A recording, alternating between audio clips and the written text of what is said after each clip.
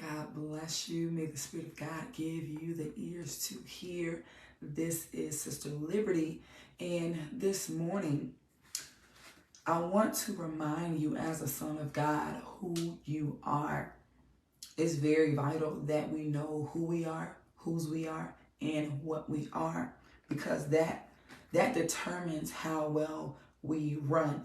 That determines how high we go. That determines if we actually endure until the end. That determines if we are going to stand before God and make it in and spend forever with Him. So as a son of God, I have to know that I am called to war. I have to know that I am called to a battle. And it's an everyday battle. It's an everyday war.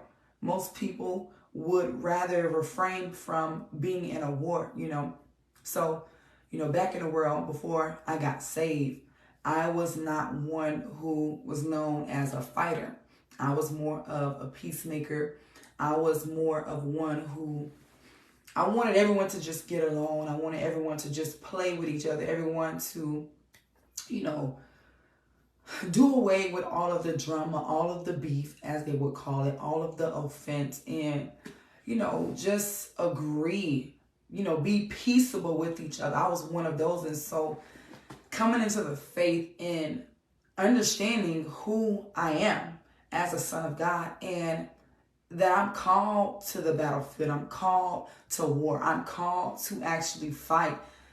That took a toll on me. That took a toll on me because, sometimes it's easier to be lazy and not put forth effort. It's easier to not do anything. We know that when it comes to the circular environment, as far as working, it's just easier for me to show up and not really do much, not really put forth more effort, because we understand that putting forth effort, actually burning energy and doing things with my body, that takes more of me to do. And so learning and understanding that I had to fight because I was called to this. I was born for this. I was made for this. It really took a lot on me, and I had to learn how to exercise that part of me, because it's in me to be a soldier of the Lord. That's why God gives us His armor.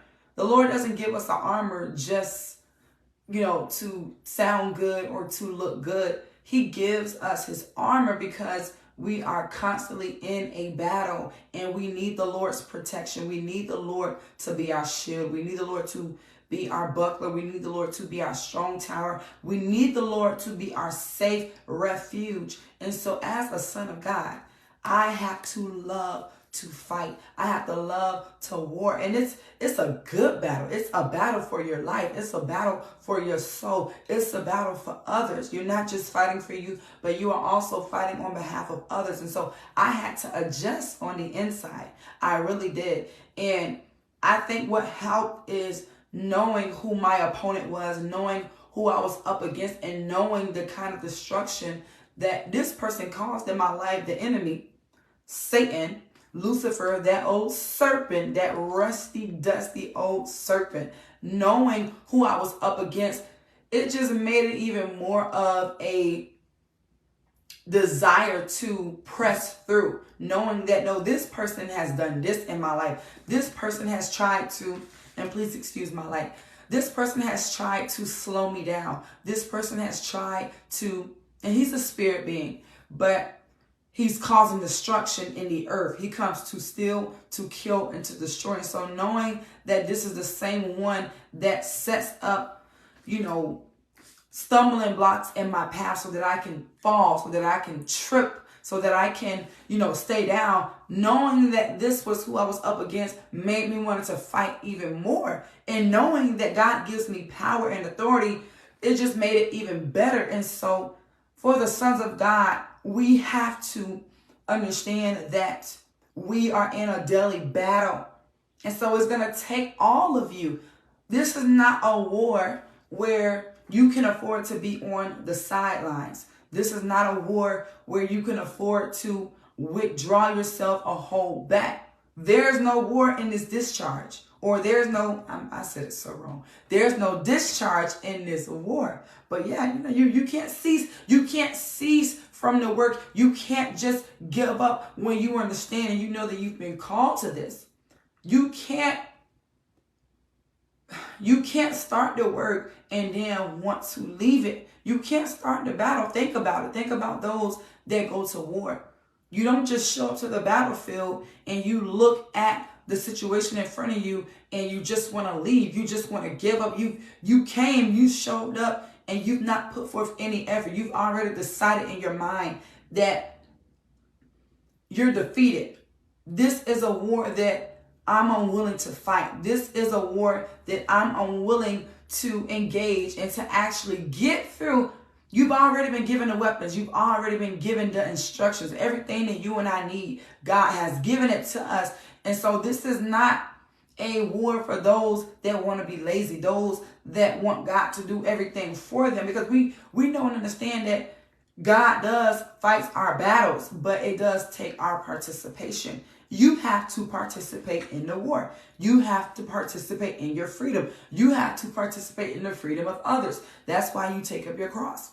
We're not taking up our crosses just for us, but we are taking up our crosses for others, just as Jesus did. Jesus took up his cross, not for himself, but for others. And so when you are a son of God, you have to love to war. You have to love to battle. You have to understand why you have to put forth effort every day and press and strive and fight through and plow through, because some days you don't feel like fighting. The soldiers, when they go on the battlefield and they're out there for weeks and months, sometimes years, they may get tired of showing up every day, losing people. People are, dying in the war.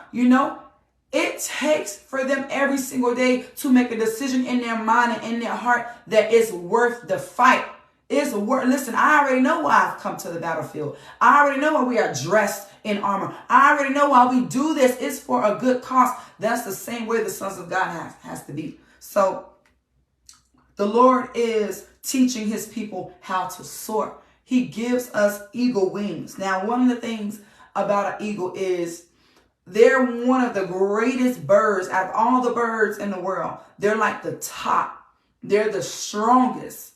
As I was looking it up and going through the different things, different characteristics of an eagle, one of the things that I found about an eagle is that they are very strong. They are very strong. They have strong heads and they have strong beaks. And one of the things that I came across with that was an eagle can pick up something almost twice its size. And its beak can rip through any type of flesh. So they're like one of the ones at the top of the food chain. And so the Lord built eagles a particular way. Their eye acuity, I think that's how you say it, acuity. I don't know if I'm saying it right, but their vision. Their vision is twice as great as a human being. So that already tells you something about them, that they have a laser beam focus. So eagles, we know they fly high. They fly the highest among any other bird. Any other bird. You may see a pigeon, you may see a crow, you may see a raven, and you may see them flying in the sky. And to us, that's actually pretty high where they fly. But eagles, they fly so high that it has been said that they fly above the clouds. Now, some people believe that eagles don't fly that high, that they don't fly above the clouds. But I believe that they do, because they have been built for this. They have been built to fly high. And so with the eagle, they have that laser sharp vision, so they can be high, not come down until they need to come down, because they understand that they have been built to soar. They have been built to fly high. They cannot come down unless there's a purpose and a reason. Eagles are made a certain way. And one of the things that I enjoy reading about the eagle is one of the prey that they feast off of is serpents. I'm like, isn't this great This amazing bird, this strong bird, you know, the legs of an eagle is strong. The muscles in their legs are very strong. Their head is strong. Their beak is strong. Their wingspan is wide. And one of the things that they do is they like to feast on serpents. How about that for placing the enemy under your feet? How about that? So I thought that was very powerful because, you know, a lot of animals, the serpent is not its prey, but the eagle, which is this amazing bird, and the word of God tells us in Isaiah that if we continue to wait on the Lord, the word of God says that he will renew our strength. He says that we are going to mount up with wings as eagles. We're going to learn how to fly. We're able to do that because the Lord does call us higher. The Lord has called us to a great work. You know, Paul says that this is a high calling, and so that means that we are only going to elevate. We are only going to go up higher. And so the Lord tells us in his word that we are going to mount up with wings as eagles. He says they shall run and not be weary. They shall walk and not faint. And so eagles, it takes for them to actually put forth effort in order to fly.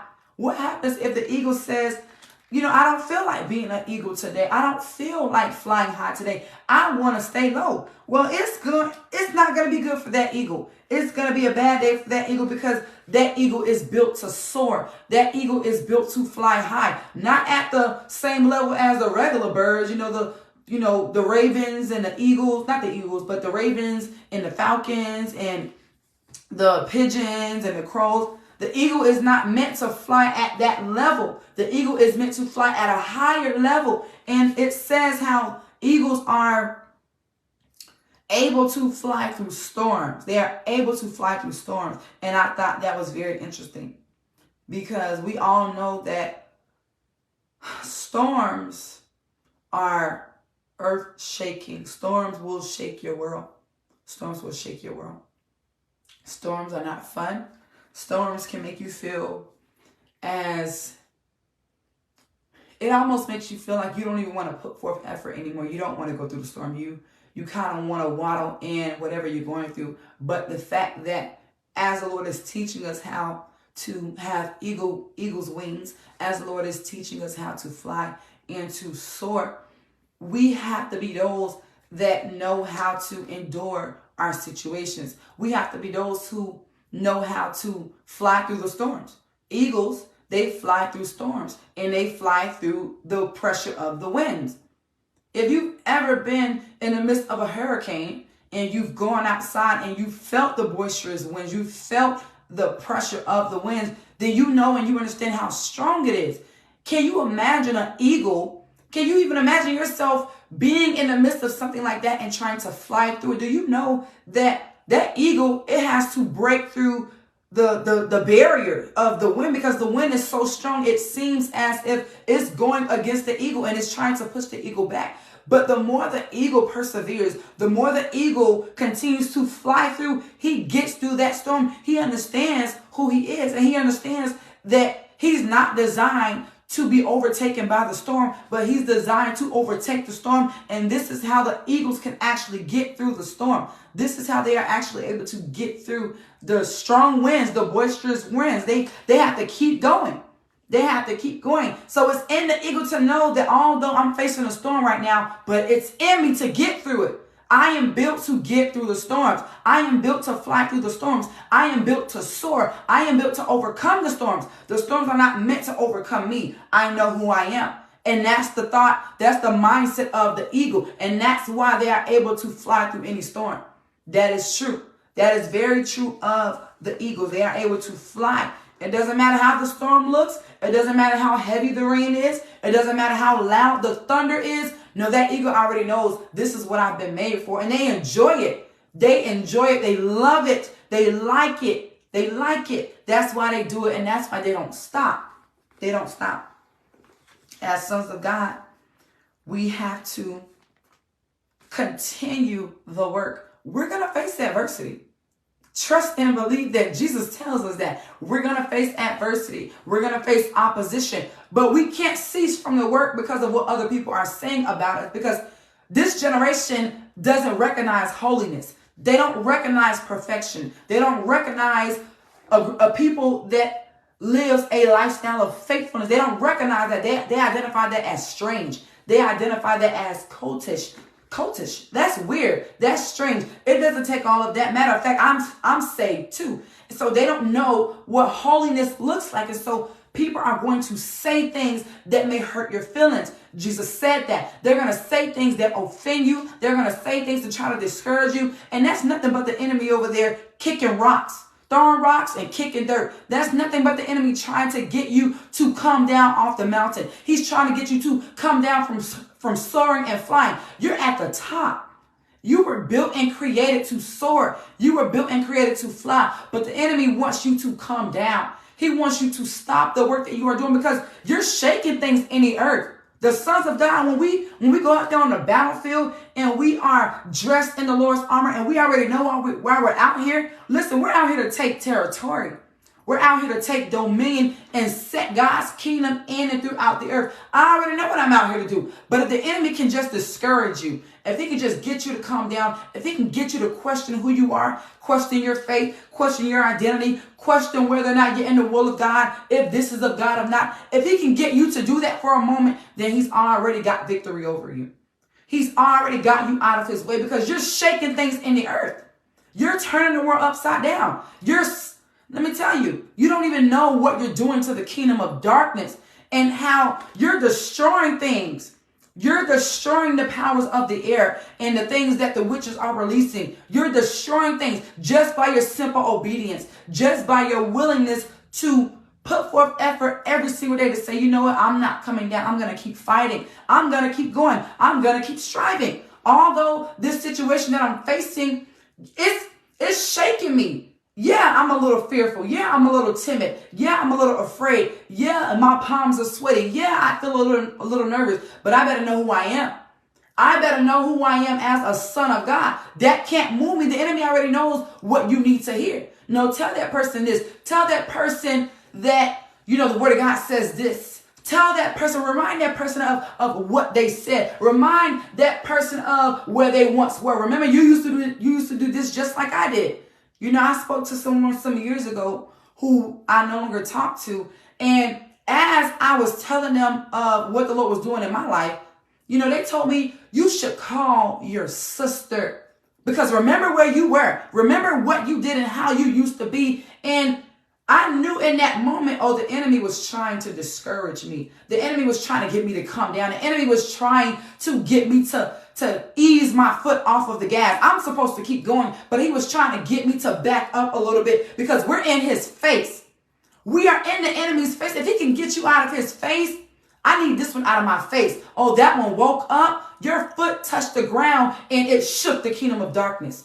You woke up and you got out of your bed and your feet touched the floor and you don't know what that did. The simple fact that you got up and you decided that today I'm going to put forth effort. Today I'm making up in my mind that I will live and not die. I'm making up in my mind that I'm going to go. It doesn't matter what my situation looks like. It doesn't matter what they say about me and where I am. They have a lot of things to say. They have a lot of things to say about Jesus. But the enemy wants to get you to stop what you are doing so he can get you out of his face. So he can get you out of his way. No, this one right here, this one is causing too much in my camp.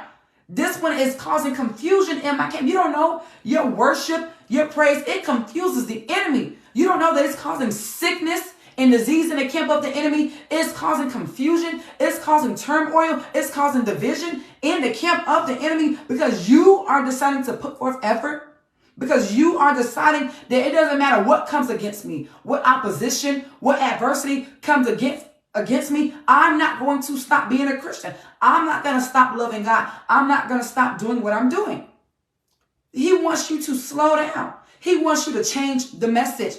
Preach more about love. Don't tell people to repent. Don't tell people about hell. Don't tell people that I'm really out here deceiving them. No. Preach on prosperity and success. Preach on love and family. Don't talk about that because if you talk about that, then that's going to awake some people. Yeah. The enemy knows that people are out here sleeping. They're moving around. You know, their eyes are open, but he knows that people are out here sleeping spiritually. And you're trying to awaken people. You're trying to enlighten people. You're trying to open people's eyes to the truth. You're trying to get them to see what's happening. Look at your world. Look what the enemy is doing. Look at the attacks against the real church, against the real Christians. Look at what he's doing. He's trying to bring confusion. He's trying to bring confusion because he already can see that you are not really confident in who God has called you to be. Oh, I can already tell that you're not fully confident. I can already tell that you're unsure. So let me shake things up. Let me cause people to rise up who say that they are Christian too. Rise up and speak all manner of evil against you. Jesus tells us that people are going to speak all manner of evil against you. They're going to say that what you do is evil. What you do is evil. Isaiah said that they're going to call good bad and bad good. They're going to speak evil against your name. What are you going to do in those moments? You got to decide in here that I'm not coming down for nothing. You know, Shambalot and Geshem wanted Nehemiah to come down because he was beginning to build the walls. He was building. Nehemiah was a pioneer. He was a builder. So he was building a wall. And they thought, well, maybe if we distract him, maybe if we just say some words to threaten him, you know, the enemy would do that. He would do that. Words. That's why we got to know who we are. And we have to know that we're in a war, because I'm telling you, words will redirect you and cause you to go another way. Oh, yeah, man, that's scary. So they tried to threaten Nehemiah, and they tried to get him to come down to stop the work. But Nehemiah says, why should I stop what I'm doing? Listen, I'm doing something that's productive. I'm doing something that's a forward movement. Why should I stop what I'm doing and come down to you? He says, why should I cease from the work? Why should the sons of God cease from the work just to come down to figure out what all the talk is about, what all the fuss is about, what all this is about? Why? It doesn't matter what they say. They're going to talk. Let them talk.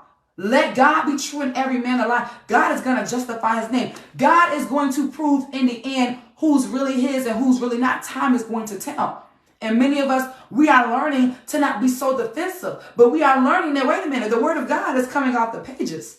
The word of God, it is coming to life. Man, everything that Jesus said, we are experiencing. Like, man, this stuff is real. The emotions are real. There's been times where I've had to literally cry out to God because of the bombardment of thoughts that I was experiencing, to where the enemy was trying to get me to question who I was. Like, wait a minute. Am I confused? I don't know. Am I brainwashed? But then again, I had to reference my testimonies. But God did this. But God did that. And I had to reference other people's testimonies. Sometimes when you can't think of your own testimonies, you can reference someone else. And if you can't think of someone else, you have 66 books right here of people's testimonies to reference, to remind yourself of the hand of God in their lives, in your life, what God has done, to remind you of who you are. No, you're in my will. You are in my will. I know they're going to say what you are doing is bad. I know that they're going to tell you that it doesn't take all of that, and that you're brainwashed, and that you've been manipulated, and that you've been brought into something that's bad. They're going to say all of these things. But look at your testimonies, though. You're free, and they're not. You know what you used to struggle with. You know where you came from. You know how you felt when you were back in Egypt, when you were back in the world. You know what you experienced.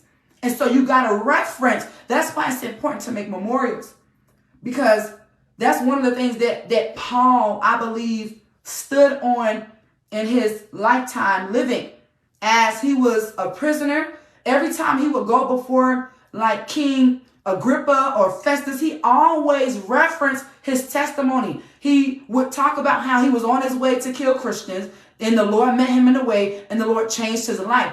And I asked myself, man, why is Paul always bringing up his testimonies? Like, I get it. You was on your way to kill Christians, and you met Jesus in a way. But then I understood that strengthened him to reference his own testimony, to remind himself of where he was and where he now was in those moments. Reminding himself, like, look, this is who I was, but this is who I am now. This is what Jesus did for me, and he can do it for you. And I understood that, man, this man, he's on to something. Oh, that's strength for him. That's why the word of God says that they will overcome They will overcome by the blood of the Lamb and the word of their testimony.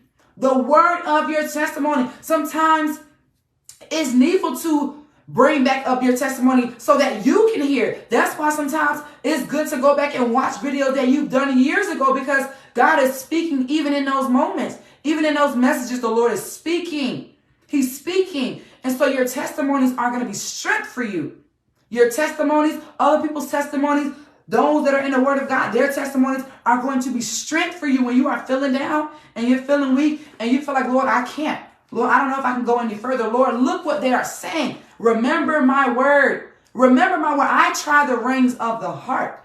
I give and I take away. I bless and I curse. I've called you to this work. I'm giving you eagle's wings. I'm teaching you how to soar. Everyone else is not called to this work. God is not speaking to everyone but you. He chose you to be a part of something great. We are making history.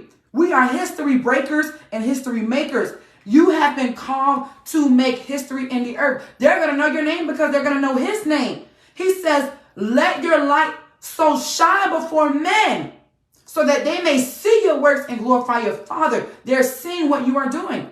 And this generation has never seen such a thing. And so it's strange to them because, wait a minute, I don't know what holiness looks like, because I have family members that confess to be saved as well. But you're saying that you're saved and you go to the extreme. That's strange. That's foreign. That's weird. That's different. And it's going to offend them. It's going to offend them because many people, they believe that they are saved too. But God is not choosing everyone to be called to this work. There are those that are called, but then there are those that are chosen. There's a difference. Many are called, but few are chosen. So a lot of people are called. That's why you can meet people and everybody can identify themselves as a Christian. Yeah, that person's a Christian.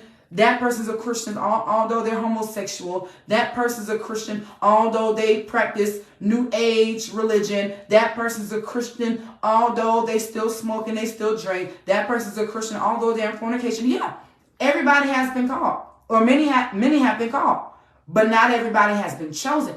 You have been chosen. You have to know who you are. And in knowing who you are, you have to carry yourself in a certain way, meaning you are also a king and a priest. When you see kings and when you see princes and queens and princesses, they carry themselves a certain way.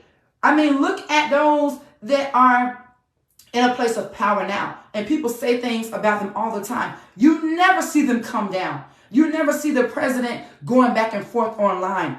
And you don't really see the celebrities do it. Every now and then you may have a few that would like to address the problem, but majority of the time you don't see the celebrities. You don't see the King of England, King Andrew. You don't see them going back and forth with people online. No, that will mess up their reputation. They already know who they are. They already know that people are going to talk. They already know that there's going to be a hype out there. They already know that people are going to speak lies and accusations. They already know. No, I already know, but I also know who I am. I know people are going to talk, but I can't come down. You don't see the president going back and forth on social media with people.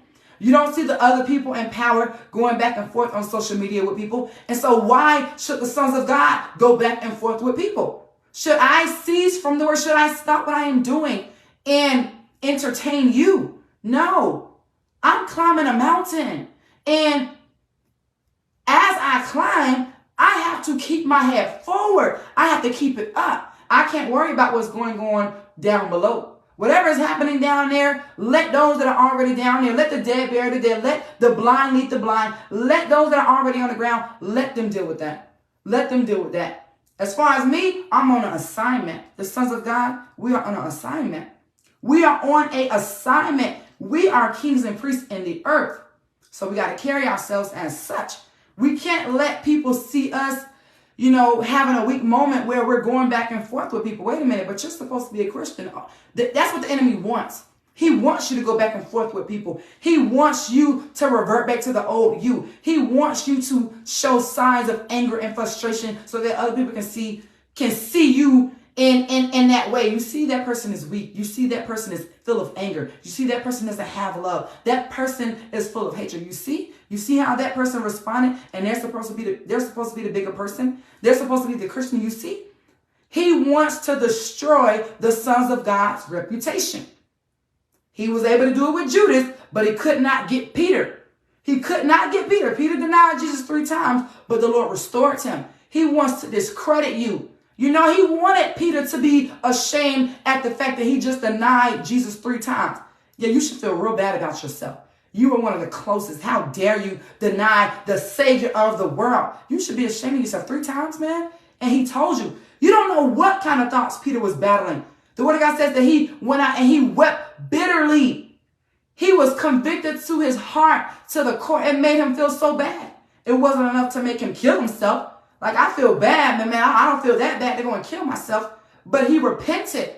He repented. But the enemy will try to feed off of your weakness. And he will try to make it larger than what it really is. It's not that bad. That's why the Word of God says, Paul says, there is no condemnation to those that walk in the Spirit, not after the flesh. Those that are in Christ Jesus, they walk after the Spirit. You're going to have moments where you fall short, but don't allow the enemy to enlarge that and make you feel as though you're a failure, make you feel as though you have to come down. No, I've not called you at medium range, medium level. I've called you up higher. And so that has to look like something. You are called to be a soldier of God. You are called to war. So every day you have to understand who you are when you get up. You have to understand what you are, whose you are. Oh no, I'm a daughter of the King. I'm a son of the King. No, I already know what this is about. I already know that the enemy wants me to come down. I already know that the enemy wants me to slow down. I already know. Oh, the enemy just used that person because sometimes we forget that we are in a spiritual battle. And I keep bringing up the enemy because the Word of God tells us that we do not wrestle against flesh and blood. We make people our problem and we don't realize, like, no, there's a whole war going on. The enemy just uses people. He uses people to come your way. The moment you leave service, the moment you get out of prayer, the moment you just finish reading your word, the enemy wants to use people to throw you off. He wants you to forfeit what you just got. He wants you to lose it. No, that person just got keys. And they've been given keys to things that were once the enemy. Now it belongs to them. He sees that in the spirit. He sees your stature in the spirit. Man, that person is big in the spirit. If they knew, if only they were aware of how big they were. But I can't let them find that out. I can't let them find out that they have keys. I can't let them find out that they now have jurisdiction over this place that I once governed. I can't let them find out that they have multiple weapons. I can't let them find that out. And so if I can discourage them, if I can blindside them, then I'm going to do it to slow them down. That's why we got to know. We have to know who we are. No, I'm called to this. I already know that I'm doing the will of the Lord. I already know. Yeah, he wants us to calm down because that takes energy to come down. That takes energy. I believe that it takes more energy to come down off a mountain than to go up. You know, because I got to be more careful going down. I got to be even more careful. But the higher I go up, the easier it becomes. Although I may have to adjust, the air level changes, the pressure changes. I may have to adjust, but it gets easier once I get to the top. It gets easier. If we cease from the work, then that gives the enemy more room to do more things. But that's not what we've been called to. There have been many people that walked away from the faith and they left it because they could not withstand the fire. How do you desire to dwell with the everlasting burnings and you can't even endure the little fiery trials here? How do you expect to judge angels and you can't even handle the adversity at level 1, at level 2? How? That's why the Lord has to circumcise Gideon's army. That's why the Lord has to circumcise his church. He has to circumcise. No, I have to remove some people because if I let them stay too long, then there's a possibility that they're gonna affect the rest. They're gonna influence the rest. So I gotta circumcise this army. Gideon went from like 30,000 men, I think 33,000 men to 300. That's a big drop. That's a big cut. Talk about a cut. That's a big cut. The Lord circumcised his army. And in the process, the Lord was also circumcising hearts. And that's what I believe the Lord is doing in this season as well. As he is circumcising his church and his body, he's also circumcising our hearts in the process. Because It takes a strong individual to understand what God is doing and to keep going. No, that person has to be strong. That person has to be a confident person to know what God is doing. Oh God, what's happening? Why is everyone leaving? Am I in the wrong place? Should I leave too? Oh no, I'm just purging my church. I'm just cleansing my church. I'm just trying to protect you, really. That's what I'm doing. I know it looks like everyone is leaving and everyone is falling away, but that's because I'm circumcising. Man, everybody's leaving Gideon's army. Should I leave too? There were a lot of people that left in one day. A lot of people just walked away from Gideon's army. Anybody that's afraid, anybody that feels this way, anybody that thinks this way, leave. Okay. Well, I guess I'll leave too since that person is leaving. Yeah. Let me get rid of the fake. Let me get rid of the lazy. Let me get rid of those that make excuses. Let me get rid of those that put forth, less effort. Let me get rid of those because they're going to be a liability to the strong. So I got to get rid of them. And that's what the Lord is doing. He's circumcising his church, his body. He's doing that for a purpose and for a reason. And so we have to stay up and we have to keep going. We can't come down for anything. Let them talk. Let them be who they are called to be. God has allowed people to speak. Let them. Let them. That's what they have been created to do. That's why he made them. That's their purpose. That's their calling. They're called to that. But you're called to this. Know who you are. Know who you are. Carry yourself as such. Remember, you don't cease from the word. You don't stop what you're doing. You already know that you are a laborer. You are a co-laborer with Christ. You already know. You already know he speaks to you. God speaks to you. It's funny how the enemy will make those who God actually speaks to question their identity. God speaks to you. God keeps you throughout the day. God guides your feet and orders your steps. He tells you where to go and where not to go so that you don't fall into danger, so that you don't, get in the way of the enemy's plans for your life that day. God speaks to you, but he's not speaking to everyone. But he's talking to you though. And he wants you to be confident in what he's saying about you. He's saying a lot about you. Oh, we're about to take some places in the spirit. We already have, but we're about to reign over some places. You don't even know that God is setting many of us up to reign. And you can't reign over people and nations if you're weak-minded and if you're lazy and if you're inconsistent. Oh, no. This is only for the strong. This is only for the confident. This is only for those that are consistent, those that are obedient, and those that are faithful. This is for them. So may we know who we are. May we know who we are, what we are, and whose we are. In Jesus' name, that's the message. God bless you.